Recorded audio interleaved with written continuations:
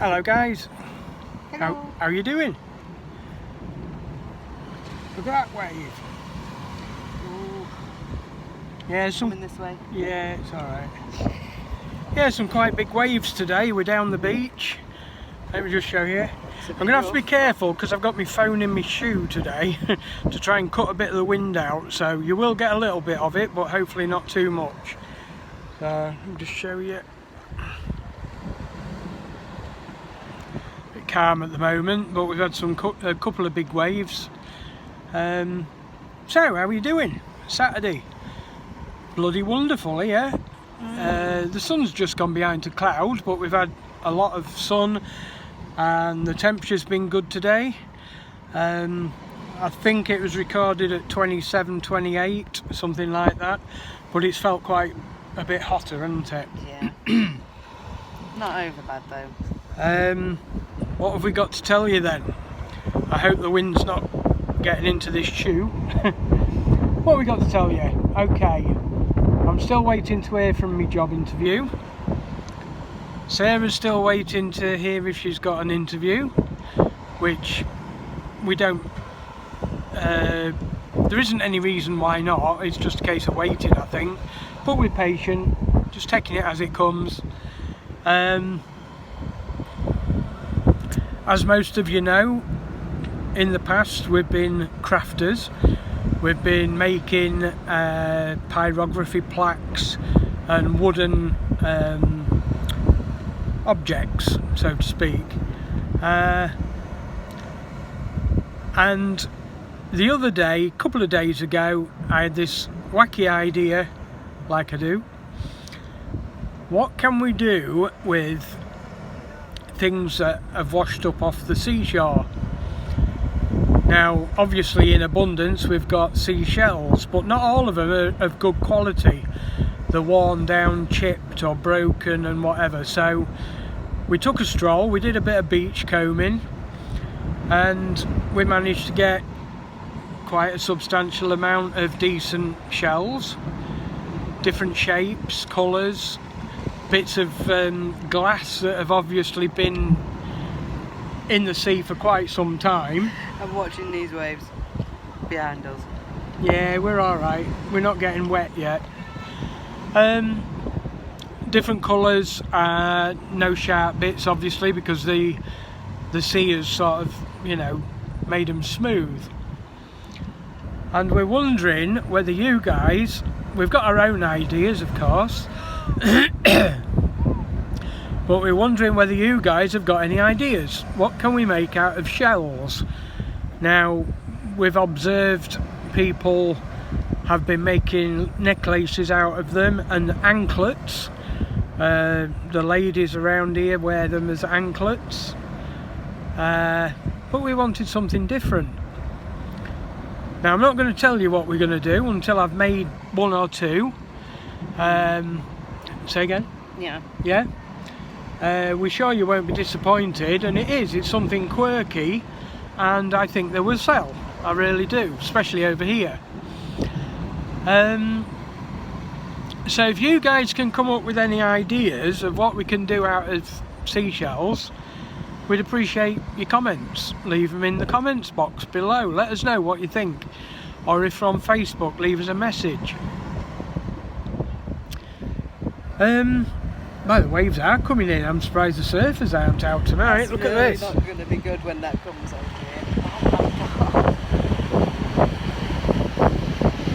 Very good. Look at that. Beautiful. Yeah, that's a lot rough. Coming in really quick as well. Yeah, that's a lot rougher than it has been for quite a while, to be fair. Oh, I felt... Got a little bit of sea mist at the moment. So we'll just keep an eye on that, because we're on Fletcher's Rock. Yeah. That's what we've nicknamed it, because don't seem to see anybody else sat on this set of rocks, but so we've claimed them just while we're here, of course. Yeah, so come up with your ideas, guys. Let us know what you'd make out of seashells. On another score, we decided to go to Gibraltar today, and No, what did we really go for? That's what I was going to. Go on. No, you go. Go on. Sausages. Yeah. He's going for sausages. From The market. Gibraltar Market. Gibraltar market. Because Gibraltar Market and Morrison's are the only place that we can get English sausages from. All the others are spicy or salami based or this, that, and t'other, which I've no idea what it is. And I dare say they taste lovely, but you know. You know what? You know You what? you would have given it a go. I'm sure you would. Maybe so, but I'm not putting money in something that I'm only eating. I'd rather put money in something that we're both going to enjoy and we both know we'll eat. So, got to be sensible with the cash, haven't we? Right, so that brings us to the next point. We went over to Gibraltar Market to pick some sausages up, and we bumped into a, what can you call it, a reenactment, if you like. Now, I'm not going to look a fool and tell you I know what it was about, but because I don't.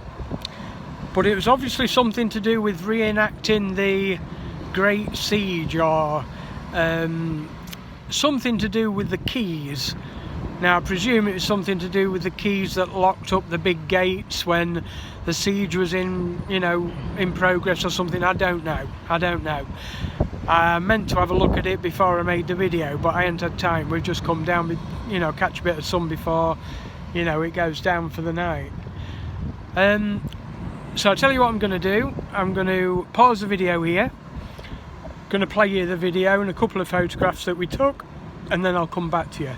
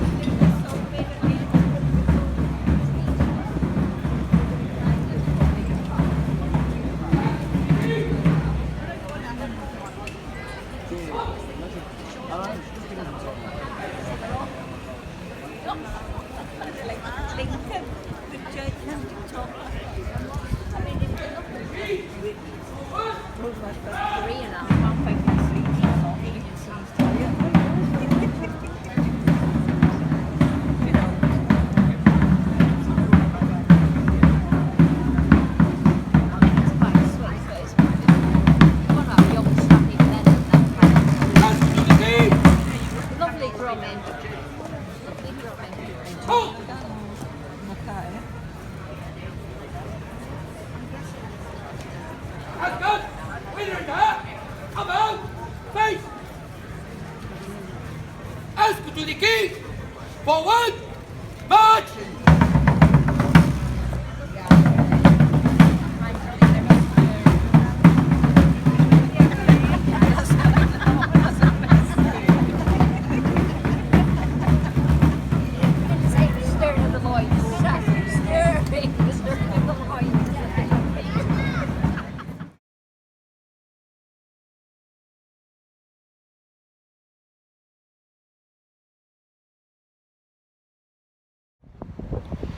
Okay guys, hope you enjoyed that.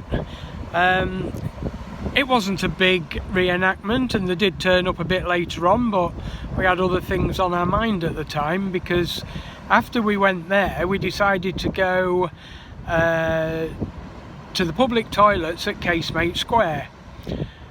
So went about our business, and while I was waiting for Sarah I noticed that you can walk upstairs to the upper floor, the first floor, and there was an arts and crafts shop up there that I thought I'd take a look at. So I waited and we went up, and it turns out, cutting a long story short, it turns out that it's a shop where crafters can take their wares and sell them for a small commission. Now I think that's a wonderful idea, because where we are, you're looking at a huge tourism country, because that's what it is. The peninsula of Spain, it's actually a country. People get it mixed up. They think it's an island of Gibraltar. It's not an island, it's a peninsula. But you're looking at anywhere between, what did you say, between 1,000 and 5,000 tourists a day comes into Gibraltar. Now the shop we're in is in one of the main squares where people congregate, So you're getting the custom, you're getting the trade. Not only that, but we also found out that they have another shop that we can do the same thing. We can display our wares, our pyrography or anything that we're going to make right at the entrance of where they dock the cruise ships. Now, bearing in mind we have 1 or 2 in a day, and you're looking at anywhere up to 1 to 5,000 people a day from all walks of life, all countries of life. That's exactly the sort of thing they want to take away as a memento. Anything like that, key rings, as long as they're handmade. I remember my mum making some crocheted doilies years ago and getting an absolute fortune for them in America. You know, so what we're looking at is the value of handmade items out here seems to be of high regard, which makes us feel brilliant, because obviously we'd been discussing going self-employed, but in all honesty, to rent a shop out here in Gibraltar, because in Spain, would it be viable? It'd be affordable, but probably not viable because of the language barrier. So if we went for Gibraltar, then you've got the value, the cost of renting a property over there. It's phenomenal. So this looks like the perfect opportunity. Now, I'm going to tell you how much the commission is. And I'm pretty sure we can do this. A rented space, which is a table of about 6 foot wide by 2 foot, well, 6 foot long by 2 foot wide, including a bit of wall space, cupboard space and drawer space. So you can imagine the space that you can display your products on, yeah? In the shop is £8 a month. That's £2 a week. And they take a 30% commission for anything that's sold. Now that commission can be lowered to 10% if you volunteer 4 hours of your time to running the shop. What a fantastic offer, and I think that is extremely cheap. Not only that you can offer your own stuff, but what's happening, you're actually in a shop full of other people's crafts as well. So they're not just coming to look at your stuff, they're coming to look at everybody's stuff. But even if they weren't interested in your stuff, they'd come look at other people's stuff and then see yours there as well. So ultimately, it's called the Gibraltar Arts and Crafts Shop. So it's got the perfect title. So anybody looking for handmade stuff is going to have a look. So the attraction to the shop is there already. But then when you look at the cruise ship, the entrance to the cruise ships, they charge only £4 for your table, but it's smaller. Apparently it's half the size, which doesn't bother us because we can accommodate for that. It doesn't matter. And the commission is exactly the same, 30%. Now I presume it's 10% if you do voluntary work there. I'm not sure. I don't know whether there's voluntary there or not. I don't know. But what a fantastic offer. So if you don't sell a thing, all you've lost is £8 at the shop, £4 down the cruise ships a month. So it's an investment. So we're thinking of, you know, cracking on and doing some stuff. Yeah, if Morrison's comes about, I'll still be doing that, and I dare say Sarah might as well. Just to get the money up, yeah? But this is fantastic because, like you all know, the crafts can be done in our spare time, in the evenings. It doesn't matter, it's not a job, it's a hobby. But the potential to earn money is fantastic. In fact, the way I would see it, I would hope, we won't be able to keep up with demand. Because the lady there said, she said, get used to the fact that one day you could stock it, the next day it could be totally empty. Because, you know, if it's something that people like, they will buy and buy and buy and buy, because money's no object. So It's put a smile on my face. What do you reckon, sir? I think it's a good idea. It's potential. It's a far better idea than getting our own stall on the market. I mean, you even mentioned that, didn't you? Because yeah, I still think about that because I still do wonder why they don't particularly sell pies, and it'd be pretty awesome to make my own pies. there's no pie stall over here. There's the Market Street in Morrison's, but we're talking about in the market there's nothing. Nothing. There's fresh fruit, fresh fish, fresh meat, and that's it, really, on the market. But yeah, coming back to handicraft gifts, I still think they would sell. But the way we would do that is it's going to be a lot cheaper than even a market stall, because market stalls can be quite expensive. Although we haven't had a look, we haven't priced it up. No, we haven't. No. I can't say that it'll be any cheaper than what we've been offered at this shop. Well, no, it's not going So, to be cheaper than that. It's not. So, like I say, you know, we thought we'd share the news with you because we're buzzing. We're buzzing. We're already on with a couple of little projects, aren't we? A couple of little crafts things. And they're unique. We've not seen anything like it locally. And we think they will sell fairly well. Fairly good price as well around here. Tourism is a way to go. And if we can tap into that market with handmade goods, so be it. Yeah, we'll still be running in with the way we like to recycle things. I mean, the shells will be recycled.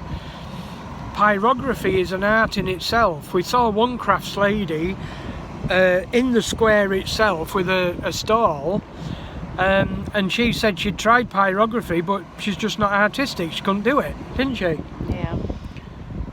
And to be fair, we've only seen very few items of pyrography, and without degrading their work, because it takes courage to try, they do a great job. But we know that our work was on a better scale, without that sounding too bad for the other people that are having a go, you know. We've seen nothing like the portraits that we're doing, nothing like that. Nobody's attempted that. The very mono black or white images that they're doing, there's no shading to them or anything like that. So let's see if we can tap into this market, because we always look for something unique when we was in UK, and to be fair, nobody would buy. No. Nobody would buy. The work was there, the quality was there, but there was very, very few people that would actually part with the money. And I'm afraid, guys, stuff like this, when you're spending hours and hours perfecting something like that, it's like an artist. Do they ever get the money that they really deserve? The money that the hours that are put into something deserves an income. And like I say, this is why we're out here. We're trying to make a low impact income, a low impact life, which we don't need a great deal of income. A low rent, small apartment, cheap food. We don't drink, you know, we don't, well, you smoke a little bit, but they're cheap out here. They're really cheap. I've had one drink since I've been here, and I must say it was bloody nice. It really was. Yeah, I've had But- one can. Yeah, you've had one can since we've been here. It's nothing. It's a treat to us. It's a long lost treat, I guess, isn't it? But we're not I have interested in actually- that. We've been here, what, 5 weeks, and I still haven't had an ice cream. No, we've had ice lollies. I haven't eaten a McDonald's or a Burger King. I eat bread every day. We do, believe it or not, we eat a lot of bread. We have toast for breakfast, we have a sandwich, a baguette, or not a full baguette obviously, but a piece of baguette with ham in or something at dinner. Yeah. And then we have bread with tea as well. And that is for one reason only: their bread is fucking gorgeous, it really is. It's extremely nice. And it's filling as well, so Yeah. I hope that wind's not getting in the microphone. I don't think it will be. But so yeah, there's the news for today, guys. Have you got anything to share with them, Sarah? No, I don't think so. Nothing that you haven't already said. Is that on my foot? Am I? Sorry. Yeah, but it's okay. Just move your foot It's actually there. okay. Seriously. We're uncomfortable because we're trying to shield the microphone from... This is the trouble with iPhones. You know, you've got to be out the wind, otherwise you won't be able to hear us. Hopefully it's okay. I don't know, Sarah went through a bit of a down patch again the other day, didn't you? Yeah, I do seem to have them, don't I? Yeah. I just feel lost sometimes, I think. Not sure which way I want to go. You know, I don't want to just catch a plane and go home. That's not it. I think what it is, we have. It's not a difficult thing to do. It's a difficult thing to become accustomed to living in the now. Now, it's something that we know is good. We know it is good, but we know that it's not 100% practical. Now, if anybody knows what living in the now is, it means literally doing what you want, when you want, and experiencing it, not worrying about the future or the past. Now, that brings across a major problem, obviously, as to how we're going to sustain ourselves financially. Because there isn't a money tree out here, you know? We have to work, we have to earn some money somehow to be able to feed ourselves and live. Unless, of course, someone else has got a better idea. We don't beat around the bushes. At the end of the day, I've just realised them women think I'm talking to my fucking shoe. Fantastic. Right. We've already told you guys, we've sussed this. We've sussed this because we do know where we can live for free, and we do know that we've got a bed and a roof and free food, but we don't want that. Are you alright? Yeah. Have I made your foot go to crap? Yeah, can you make it better now, please? We're not here to be lazy. We're not here for just handouts. We want to work. We want self-respect, you know, where you can work and earn and have your own place eventually. I know we're sharing at the moment, but that's what we're striving for, our own little pad, isn't it? Yeah. So that when people do want to come out, yeah, they've got a room, they've got a roof, and, you know, a cheap place to stay, put it that way. Now,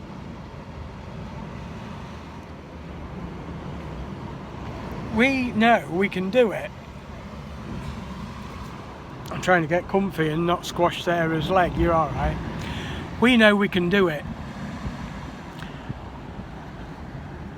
We also want to integrate the things that we like doing, yeah?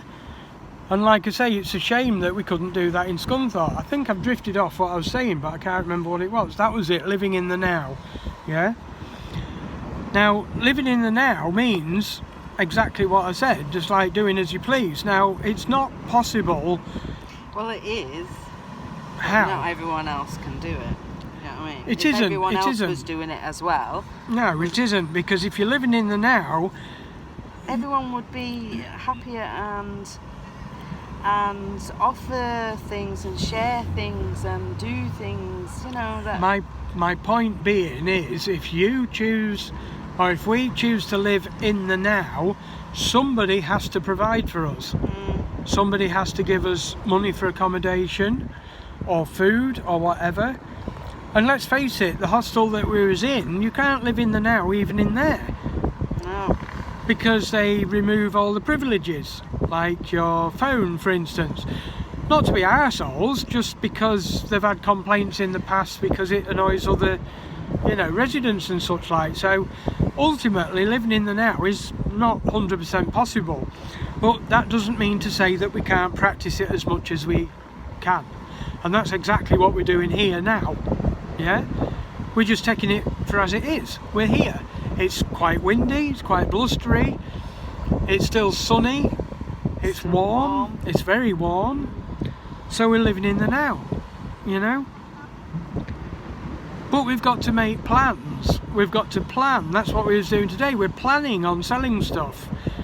Now, is that true living in the now? So in theory, what I'm getting to is, it's a mental state of mind on what we're trying to become accustomed to out here. And that can be quite telling. I think it is on Sarah, because she possibly feels a little bit like Stretch Armstrong, where living in the now is pulling her one way and living in reality is pulling her the other. As in, we need work, we need income, we need... Do you know what I mean? Yeah. And obviously that's going to cause some turmoil if you're not prepared for it. That don't mean to say I'm not going through it, of course I am. But I know when to switch off. I've got a very good ability to turn off and say, well, it's not productive thinking that way. Move on. Switch off, move on. Switch off, move on. Do something else. Occupy your mind. That's why I came down and collected seashells the other day. Did a bit of beach combing. It gets your mind on something else. And there's nothing more important than to switch off and do something else. Not just switch off, because you can. You can. If you just switch off, your mind will turn it back on again. Your mind has a mind of its own, literally. And it's a battling your own mind sometimes, isn't it? Yeah. You know what you should be doing, but your mind keeps saying the opposite. Your heart says one thing, your mind says another. And it is conflict. It is conflict. Now, it's at the time it's quite hard to understand, yeah, because obviously Sarah doesn't want to burden me with her thoughts or anything like that, although it wouldn't bother me. Cheers. That's why I won't burden you. No, it wouldn't bother me if you were burdening No, me. Yeah, I wouldn't see it as a burden, but it's Sarah's way, and I respect her for that. If she wants to stomp off up the beach, so be it, as long as she stomps back at the end of the day, isn't it? You know, I'm not saying she has. What I'm saying is, if that's what she wants to do, because ultimately everybody can deal with things in their own way, their individual way. So yeah, it's not a case of she can't cope, it's a case of adjusting, I think, isn't it? Understanding what's what.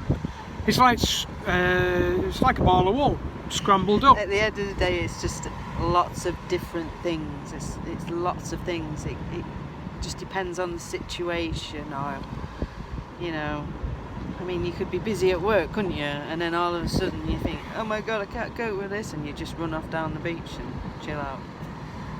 But then you lose your job. You lose your job, so that's the turmoil, and you can't live in the now. You can't just down tools and piss off, you know? What I heard was that what would happen if the person you're working for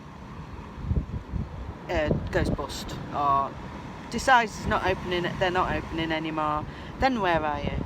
And they say you're free. You're actually free again. So I still believe it is slave labour.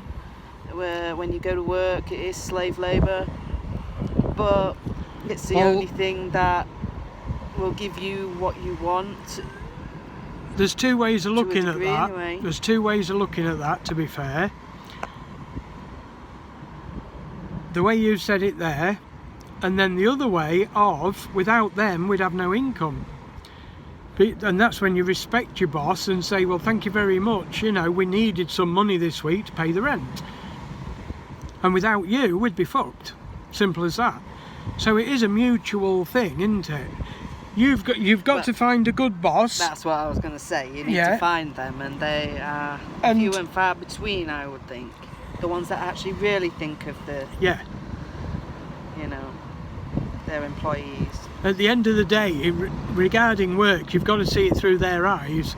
They have a business to run and they need workers, simple as that. And we said this when we had the computer shop years ago. A lot of employers don't know how to truly treat their employees in order to keep them and really truly value them. And I know some people might not like me saying that, but I'm sorry, we found it to be very true. Don't get me wrong, we've had some fucking brilliant bosses, and we've worked for some brilliant people. But overall, in general, we see it so much where a lot of employers are dickheads. Well, they really are. They just say they can replace you, so that's it. Yeah. Which, in all fairness, yeah, they can. But to actually find that job that, you know... But in all honesty, when that happens, you've got to look at it from the new age perspective, right? The new way of thinking, the new life way of thinking. And that is, it's not meant to be. It's not meant to be. That's when you can start practicing the living in the now. Because let's face it, we've been trained. Realistically, we've been trained, conditioned, yeah, that's maybe a better word. We've been conditioned to be fucking annoyed if we got the sack, or if they went bust, or if they went redundant, give you redundancy. We're not going to go through that anymore. We have the safety and security not to have to go through that anymore, because ultimately we have got that. I'll say it again. We have got that safety net of a roof, a bed, and food. For now. And all I'm saying is, it's a safety net. Should the worst happen, we don't want to use it, but that allows us to practice the here and now, the living in the now, more over here than ever back in the UK, because we had no safety net, none at all. And as much as lovely friends and relatives we've got, we wouldn't expect them to oik us up on the couch, you know, if we lost our home and stuff like that. That's not the way forward. So like I say, guys, come rain or shine, come rough or smooth, Barefoot and Buddykins will get through it. We know we will. You know, and I respect this girl, because at the end of the day, I don't know anybody else that would have the bollocks to come out and do what we're doing. It's not easy. It's fucking wonderful, but it's not easy. No. Yeah. Often gets my brain going, but to be fair, I love a challenge. You all know I do. I love a challenge. Throw it at me, baby. You know, and I'll unravel it and I'll work it out. That's why we're still here 5 weeks on. I love it. I love it, and we're going to continue loving it. We've made 2 really good friends today, haven't we? Yeah. Yeah. Do you know what? One of them is moving back to the UK, and we were like, what the fuck? What? No, you can't do that. And then straight away, it kicks in. Of course I can do that. So the question rose, why? Why would you move from such a beautiful place? And don't get me wrong, she loves it. She loves it. But do you know why she's moving back to the UK? Because of the lack of hustle and bustle. What the fuck? Our chin's dropped and it's like, what? You're joking? She was born and bred in London. She was born and bred in London, and do you know what? She's been out here 8 months. Yeah, I think that's what she said, yeah. I think 8 months. She's got a stall on at this shop, craft stall. And she said, do you know what? It's just too fucking peaceful, too calm for me. I love the hustle and bustle. I can't get used to the peace and tranquility. And she says, I'm not knocking it, because the people are lovely. She loves the people, she loves the area, but it's just the peace and tranquility she can't cope with. Amazing. Fucking amazing. But that's her prerogative. That's her prerogative. Now, think about this. Mr. Barefoot himself here could not live in town. A lot of you know that. I couldn't live in town. It used to drive me fucking crazy. I couldn't cope with the hustle and bustle. London would do my boxing. King's Cross on the way here. Fucking hell. Whoa. Couldn't cope with it at all. My head was blowing. So I can find peace and tranquility here. She couldn't. That's the beauty of people. That's the beauty and diversity of the difference between human beings. If you can accept that and respect that, life is so much better. I respect that girl, I really do. I think she's brave to make that decision and go back. Yeah, life's going to be dearer for her and probably harder to earn a living, but at the end of the day, it's about peace of mind. And if she's not happy living here, then so be it. Lovely lass though, wasn't she? Yeah. Real friendly, gave us some good advice about, you know, the craft stall and that.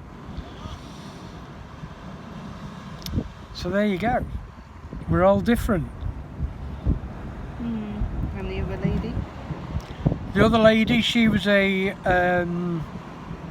what do you call it? She was a widow of quite some years. I think it was 8 years. And she used to live in Devon. And she comes back here, regular.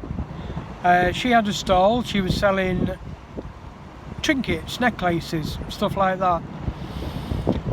She said she loves it, doesn't she? She seemed really happy.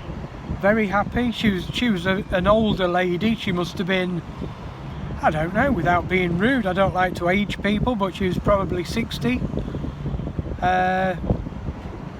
If you can love life at 60 years old, you've cracked it. You've cracked it. I'm 51, I'm loving it, and I know full well we've got a lot more to learn out here. We was talking to her about the cemetery, North Face Cemetery, North Front Cemetery, that we did a video about the other day, and she said if you enjoy that stuff, you'll love life out here, because that is what it's about. It's awesome. All the stuff that you can learn is gobsmacking. She agreed that it's an extremely spiritual place to live.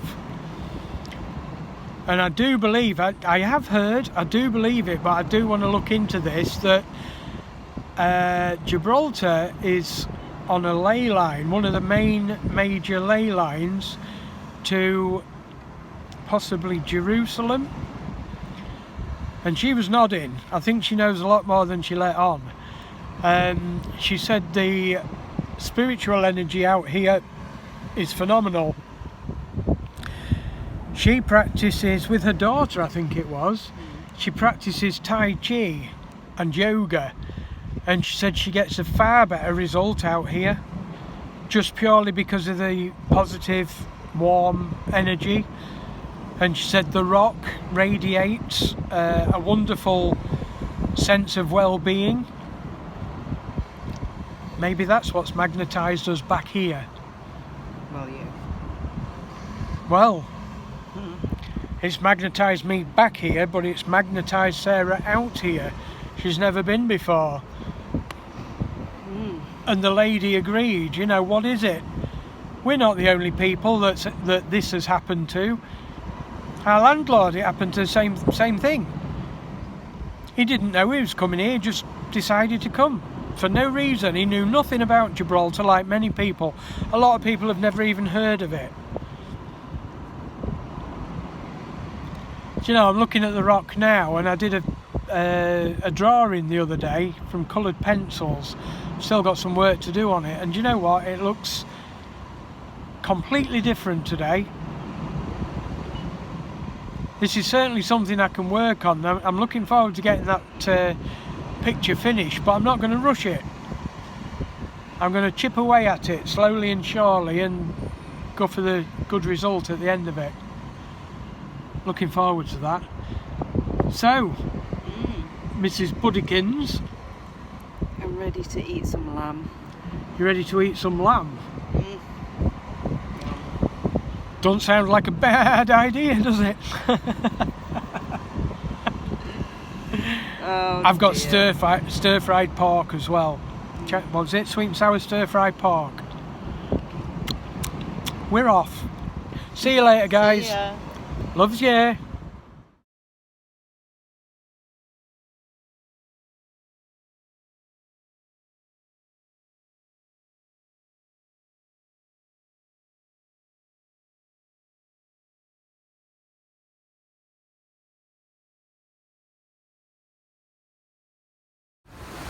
I don't know whether you can see these two little birds on the beach. Look at them. They keep running. Watch. They don't like getting the feet wet. Watch. There's one. He's coming towards us, look. And he keeps running down to the beach front. He's here, look. Here. Oh. He keeps running down and look, as the water comes in, he runs round it, look. Oh, he's got his feet wet. Can you see him?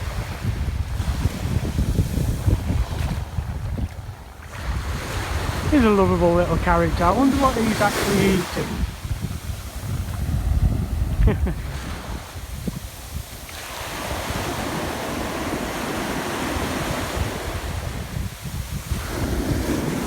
We thought we'd take you for a walk down the beach. We're going to be walking in the surf, washing our tuxes. Loving life. I was just saying to Sarah, it's the water looks different today because it's rougher. I think it's the shingle. Just a second. Just walking around this fisherman.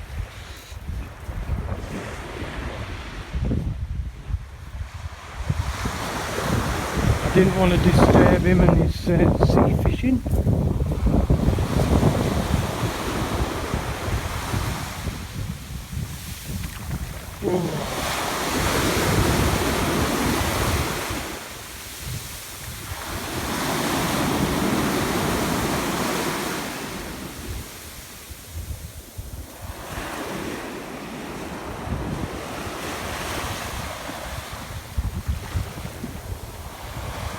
That's nice.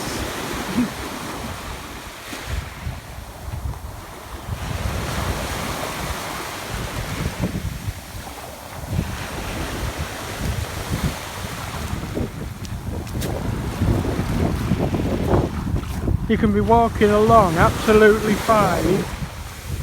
The water comes in and you start sinking. It's like quicksand. It's crazy stuff.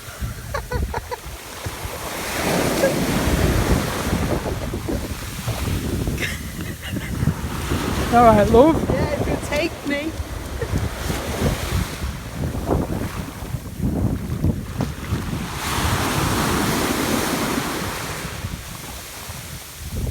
I'm trying not to drop my phone.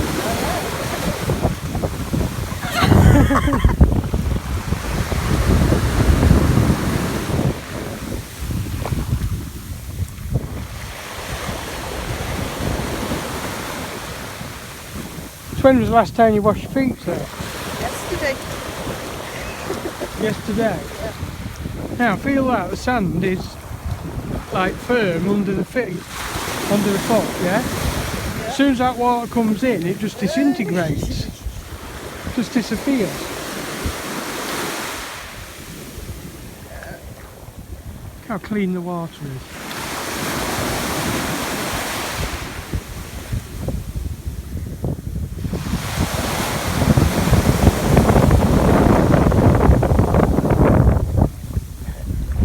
Stood there and the water comes in, you actually sink into the sand about 3 inches.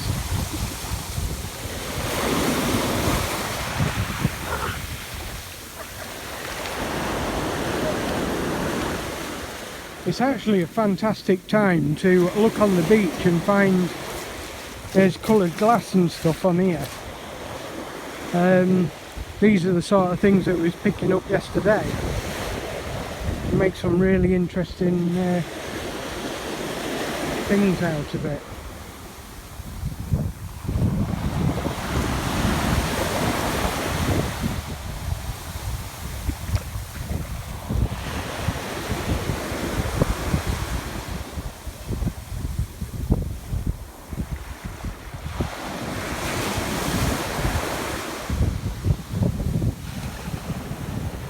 Looks like you're drunk, babe. Yeah, I feel like it. Say bye to the viewers, we'll catch them later, yeah?